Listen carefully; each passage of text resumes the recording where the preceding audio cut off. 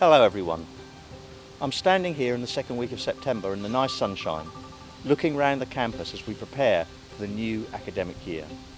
It's going to be exciting but very different year for us as we've had to prepare to operate under the COVID-19 conditions. People's vacations this year have been extremely disrupted and different. I do hope that you've been able to take some time off, but I also recognise that staff have been working effectively in emergency mode for some time, and I'm very grateful to that. And I'm also aware that people have been working under difficult circumstances because the whole range of things they have to balance in their life. There are other caring activities, whether it be to their children or other people in their family. And I'm very grateful to the effort that's been put in under these circumstances. We've got to strike a very careful balancing act between trying to make the experience for our students as meaningful as possible under the new restrictions, and at the same time ensuring that we have a COVID safe and secure environment for all of us to operate in. So the first thing to say is, as I've walked around the campus in the last couple of days, there are some major changes. Changes in signage, changes in the way we can go in and out of buildings, changes in the way we'll be asked to behave in those buildings. And I ask for your cooperation in all of these things. So one of the things that you'll see that's different on our campus is several new spaces have sprung up.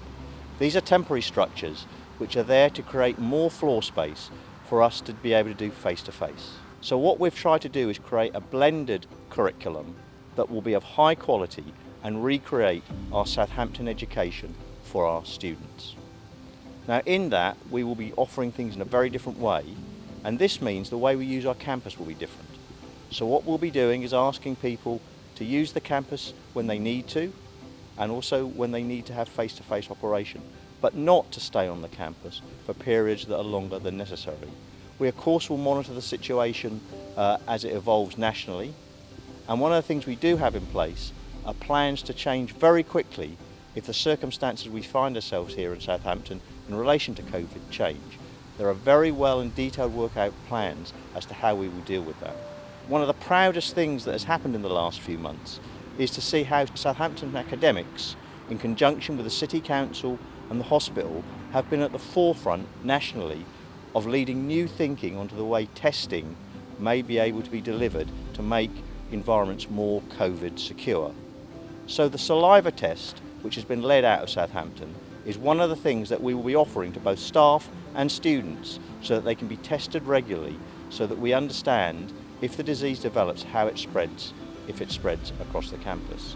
So I would ask you to cooperate with the testing programme, because it is one of the key elements that will allow us to remain COVID secure here on our campus. The other thing is to do the other things that are required of us as individuals, whether that be at the national level or in the rules that we've brought in, such for example where we ask you to wear face masks. And it very much is in the community spirit, because we are a fantastic community and we need to be in this together. And it's only by good discipline, following the rules, that we are going to be able to provide the most COVID secure campus possible.